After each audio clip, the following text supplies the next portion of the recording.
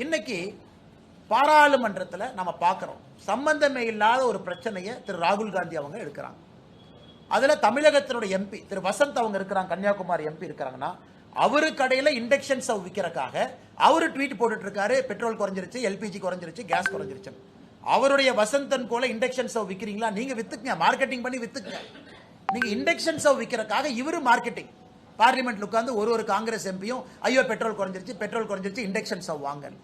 அதில் ராகுல் காந்தி அவர்கள் பாராளுமன்றத்தினுடைய அந்த நுழைவாயில் மக்கரத்வார் அந்த நுழைவாயில் உட்கார்ந்து நேற்று அவர்கள் நடந்து கொண்ட விதம் ஒரு பாராளுமன்றத்தினுடைய மக்கள் எதிர்பார்க்கின்ற ஒரு நல்ல அரசியலுக்கு எதிரானது.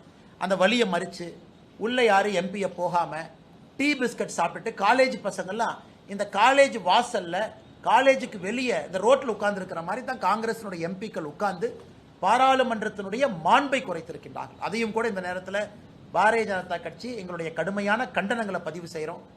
சம்பந்தம் இல்லாமல் இன்னைக்கு இவ்வளவு காங்கிரஸ்காரங்க சிலிண்டர் தூக்கிட்டு சுத்துறாங்க. யார் வீட்டிலாவது எல்பிஜி ப்ராப்ளமா?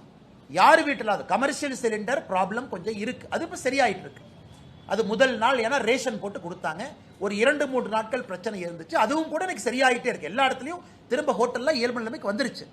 அப்படி இருக்கும் பொழுது சிலிண்டரை தலையில வச்சுக்கிட்டு காங்கிரஸ் கட்சிக்காரங்க தமிழ்நாட்டில் எதற்காக இந்த கூத்தாட அரங்கேற்றணும்?